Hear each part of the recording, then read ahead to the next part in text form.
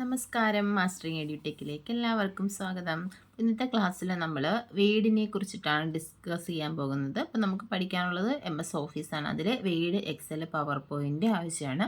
അപ്പം ഓഫീസിലെ Microsoft office വേഡിനെ കുറിച്ചാണ് ഇന്നത്തെ ക്ലാസ്സിൽ ഡിസ്കസ് ചെയ്യുന്നത്. അപ്പം നമുക്ക് നോക്കാം. ഇതാണ് മൈക്രോസോഫ്റ്റ് ഓഫീസ് വേഡിൻ്റെ ഒരു ഇൻ്റർഫേസ് എന്ന് പറയുന്നത്. നമ്മൾ വേഡ് ഓപ്പൺ ആക്കുമ്പോൾ ഇങ്ങനെയായിരിക്കും കാണുന്നത്.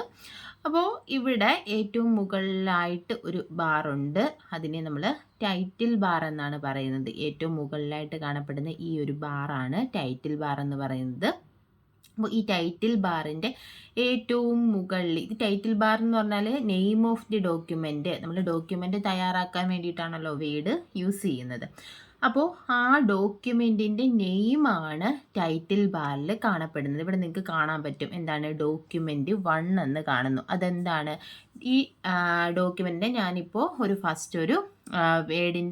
വേഡ് ഓപ്പൺ ചെയ്തു. അതിൻ്റെ നെയിമാണ് ഇവിടെ കാണുന്നത്. ഡീഫോൾട്ട് നെയിമാണ് ഇവിടെ കാണുന്നത് ഡോക്യുമെൻറ്റ് 1 എന്ന് എക്സാമിന് ചോദിച്ചിട്ടുണ്ട്. നമ്മളൊരു ഡോക്യുമെൻറ്റ് ഓപ്പൺ ചെയ്യുമ്പോൾ അതിൻ്റെ ഡീഫോൾട്ട് നെയിം എന്തായിരിക്കും? എന്താണ് ഡോക്യുമെൻറ്റ് 1 എന്നാണ് കാണുന്നത്. അപ്പോൾ നെയിം ഓഫ് ദ ഡോക്യുമെൻ്റ് കാണപ്പെടുന്ന എവിടെയാണെന്ന് ചോദിച്ചാൽ അതെവിടെയാണ്? Title bar. ഈ ബാറാണ് ടൈറ്റിൽ ബാർ എന്ന് പറയുന്നത്. ഏറ്റവും മുകളിലുള്ള ഈ ബാറാണ് ടൈറ്റിൽ ബാർ. ടൈറ്റിൽ ബാറിൽ നെയിം ഓഫ് ദ ഡോക്യുമെൻ്റ് കാണും. അതുപോലെ തന്നെ മിനിമൈസ് ബട്ടൺ, അതായത് നമുക്ക് മിനിമൈസ് ചെയ്തിടാം. മിനിമൈസ് ചെയ്ത് കഴിഞ്ഞാൽ ഇത് ടാസ്ക് ബാറിലായിരിക്കും കാണുക. പിന്നെ മാക്സിമൈസ് ഓർ റീസ്റ്റോർ ബട്ടൺ, ഇതിനെ നമുക്ക് എന്ത് ചെയ്യാം? റീസ്റ്റോർ ചെയ്യാം, മാക്സിമൈസ് ചെയ്യാം. പിന്നെ ഉള്ളതൊരു ക്ലോസ് ബട്ടൺ ആണ്, നമുക്ക് ക്ലോസ് ചെയ്യാം. പിന്നെ ലെഫ്റ്റ് സൈഡിൽ എന്തുണ്ട്? ഇവിടെ ഓഫീസ് ബട്ടൺ ഉണ്ട്. അതുപോലെ തന്നെ ഇവിടെ ഒരു ടൂൾ ബാർ ഉണ്ട്, ചെറിയ ഒരു ടൂൾ ബാർ ഉണ്ട്. അതാണ് ക്വിക്ക് ആക്സസ് ടൂൾ ബാർ എന്നാണ് പറയുന്നത്. നമുക്ക് മോസ്റ്റ് റീസെൻ്റ് ആയിട്ടൊക്കെ നമ്മൾ യൂസ് ചെയ്യുന്ന ടൂൾസ് എല്ലാം നമുക്ക് എവിടെ കാണാം? ഈ ക്വിക്ക് ആക്സസ് ടൂൾ ബാറിൽ കാണാം. അതുപോലെ തന്നെ ഈ ക്വിക്ക് ആക്സസ് ടൂൾ ബാർ നമുക്ക് വേണമെങ്കിൽ കസ്റ്റമൈസ് ചെയ്യാം. നമുക്ക് ആവശ്യമുള്ള ടൂൾസ് കണ്ടോ, ഇവിടെ customise quick access tool bar എന്ന് പറയുന്ന ഓപ്ഷൻ ഉണ്ട്.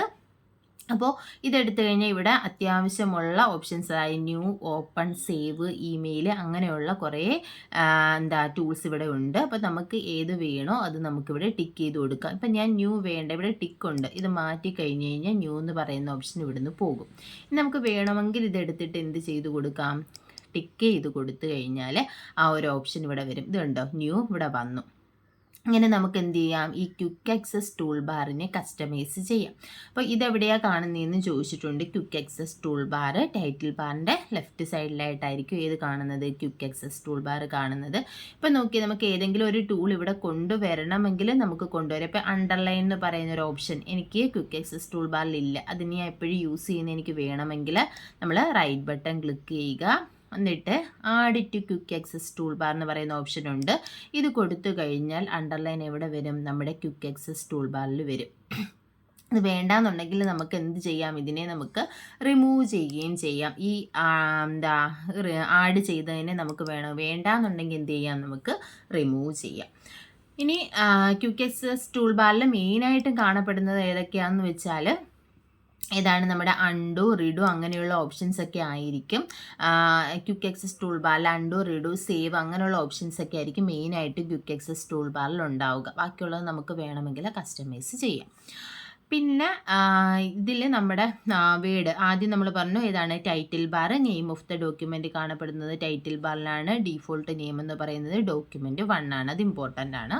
ഇനി അതിന് ശേഷം ഈ പാട്ട് നമ്മൾ റിബൺസ് എന്നാണ് പറയുന്നത്. അതായത് പണ്ട് മെനു ബാറും ടൂൾ ബാറും കൂടെ ചേർത്ത് ഉള്ള ആ ഒരു പാട്ടിന് നമ്മൾ റിബൺസ് എന്നാണ് പറയുന്നത്.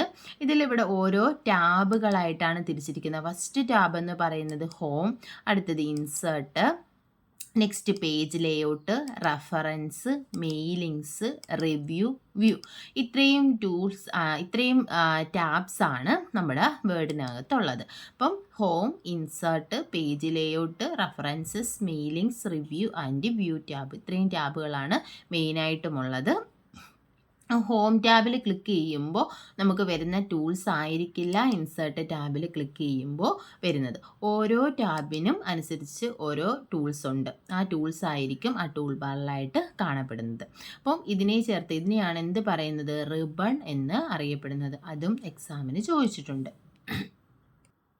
ഇനി ആദ്യത്തെ ഹോം ടാബ് എന്താണെന്ന് നമുക്ക് നോക്കാം. ഹോം ടാബ് നോക്കുന്നതിന് മുന്നേ നമ്മൾ എന്ത് ചെയ്യണം? ഡോക്യുമെൻ്റ് ടൈപ്പ് ചെയ്യണം. നമ്മൾ ഏതെങ്കിലും ഡോക്യുമെൻ്റ് ടൈപ്പ് ചെയ്തിട്ട് അത് മാറ്റങ്ങൾ വരുത്താൻ വേണ്ടിയിട്ടാണ് നമ്മൾ ഏത് യൂസ് ചെയ്യുന്നത്? ടൂൾസ് യൂസ് ചെയ്യുന്നത്. അപ്പോൾ നമ്മൾ ടൈപ്പ് ചെയ്ത ഡോക്യുമെൻ്റ് എന്ത് വേണം? സെലക്ട് ചെയ്യണം. ഏത് പ്രോസസ്സ് ചെയ്യുന്നതിന് മുന്നേയും സെലക്ട് ചെയ്യണം. ഇപ്പം ഞാനിവിടെ ഒരു ഡോക്യുമെൻ്റ് സെലക്ട് ചെയ്തു. അപ്പോൾ സെലക്ട് ചെയ്യുന്നതിന് മുന്നേ നമ്മൾ നോക്കിക്കഴിഞ്ഞാൽ നമുക്കറിയാൻ പറ്റും എന്താണ് കട്ട്, കോപ്പി ഇങ്ങനെയുള്ളതൊന്നും എന്തല്ല, എനേബിൾ അല്ല. നമ്മൾ സെലക്ട് ചെയ്ത് കഴിഞ്ഞാൽ മാത്രമേ അത് ഇനേബിൾ ആവത്തുള്ളൂ. കണ്ടോ, ഇതിൽ ക്ലിക്ക് ചെയ്ത ഒരു ആക്ഷനും ഇപ്പോൾ സംഭവിക്കത്തില്ല. നമ്മൾ സെലക്ട് ചെയ്ത് കഴിഞ്ഞാൽ ഞാനത് സെലക്ട് ചെയ്തു.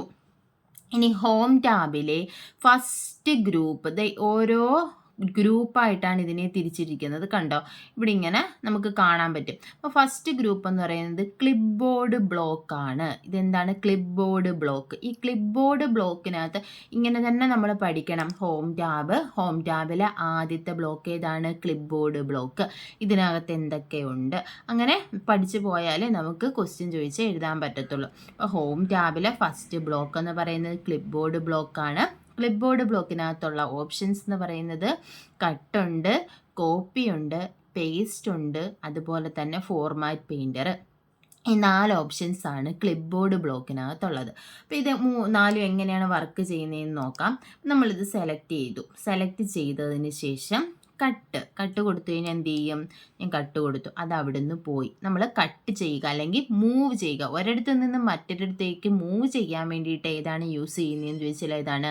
കട്ടാണ് യൂസ് ചെയ്യുന്നത്. ഇതിപ്പോൾ ഇവിടെ നിന്ന് പോയല്ലോ, ഇപ്പോൾ എനിക്ക് ഇവിടെ വരണം. അങ്ങനെയാണെങ്കിൽ എന്ത് ചെയ്യുക? ഞാൻ മൗസിൻ്റെ കഴ്സർ അവിടെ വെക്കുക, പേസ്റ്റ് കൊടുത്തു കഴിയുമ്പോൾ എന്ത് ചെയ്യും? അവിടെ വരും.